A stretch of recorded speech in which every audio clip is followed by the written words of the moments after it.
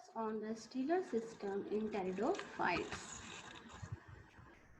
Stellar system in pteridophytes. The conducting system of pteridophyte consists of xylem and phloem and associated parenchyma cells, all of which are organized into a stele that is generally separated from the outer cortex by a layer of endodermis. The central part or the core of the axis is called the stele. So a stele, it is a Greek word meaning road or column, is the core of the axis which includes the vascular system, the interfascicular portion, the pith and some surrounding portion of the fundamental tissue in the vicinity of vascular bundles. This concept of the stele as proposed by Van Tighem and Duliet in 1886 was widely accepted by the plant morphologists and plant anatomists. The term is restricted only to the primary vascular tissue. Types of stele. Issue in 1953 and Smith in 1955 recognized two principal types of stellar organization among the vascular plants. These are the protostele and the siphonostele.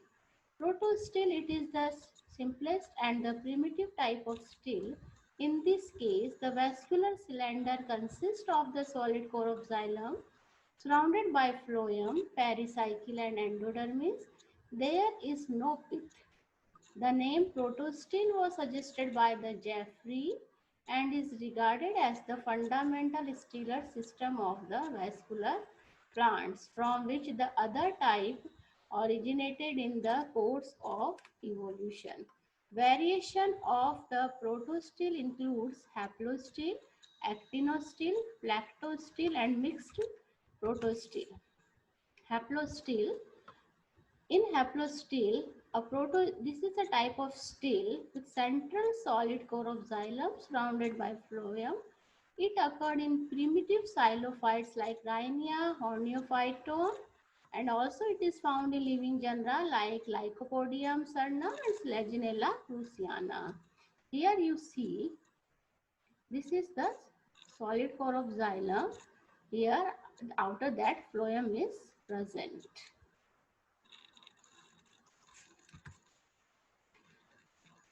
Next one is actinostele. The xylem core is stellate or star-shaped. Here you see the xylem core, it is star-shaped. The extinct xylophyte named Asteroxylum also possessed a star-shaped actinostele. For example, Lycopodium serratum and Selaginella selaginoids. Plactostele, the xylem occurs in the form of parallel bands alternating with the phloem plates. So these are parallel plates of xylem. These are alternating with the phloem. In between these phloems are present. The example of plactosteles are Lycopodium volubile and Lycopodium clavatum. Mixed protostele. In Lycopodium cernum, the xylem appears in the form of irregular groups that are embedded in the ground mass of phloem. Here you see the xylems are in the form of irregular groups and in between them phloems is present. Origin of siphonostele. There is a general acceptance that the siphonostele has evolved from a protostele. Two theories have been proposed accounting the phylogenetic origin of the pith: intrastellar theory and extrastellar theory. Intrastellar theory, which is supported by Budel in 1901, Guyen, Vaughan, Bower, Patry and others, holds that pith originates by metamorphosis of the intervascular elements into parenchyma. Support for this theory is furnished by a number of plants like Botrychium lunularia and Osmunda regalis, in which the central region of the protostele consists of both tracheids and parenchyma cell. According to extrastellar theory, which was put forth by Jeffrey, the pith is extrastellar in origin. The theory holds that the pith originated as a result of the invasion of cortical tissues into the stem, though through the leaf gaps and branch gaps in the course of phylogenetic development of the vascular plants. According to this theory, the pith is cortical in nature. Siphonostele or modulated protostele, a kind of stele. It is a kind of stele in which there is present a pith in the central region. This type of stele in which pith is present. Here you see pith is present in between the xylem and phloem, in the middle of this xylem and phloem ring.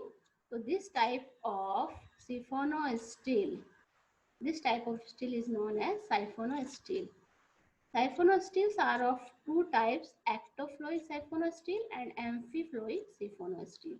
In ectoploic siphonostele, you see the phloems are present outer to the xylem. So this type of ring is known as ectoploic. Examples of ectoploic siphonostele is equisetum and osmunda, whereas in amphiploic siphonostele, in this here you see pith, after that it is xylem. The phloem is surrounded by on both sides by xylem. This type of stele is known as amphiploic siphonostele. For example, adiantum and marsilia. Here the japith is surrounded by a xylem. Here you see ectoploic siphonostele. The pith is surrounded by a xylem strand, which in turn is surrounded by phloem, pericycle and endodermis. So in this case, phloem is present only external to xylem. This type, for example, equisetum and osmunda. Amphiploic siphonostele, the pith is surrounded by inner endodermis, inner pericycle, inner phloem, xylem, outer phloem, outer pericycle and outer endodermis. The phloem may be both external, and internal, and amphiploic siphonostele is also known as solenostele. The examples of amphiploic siphonosteles are adiantum and marsilia rhizome. Siphonostele with a leaf gap and leaf tress.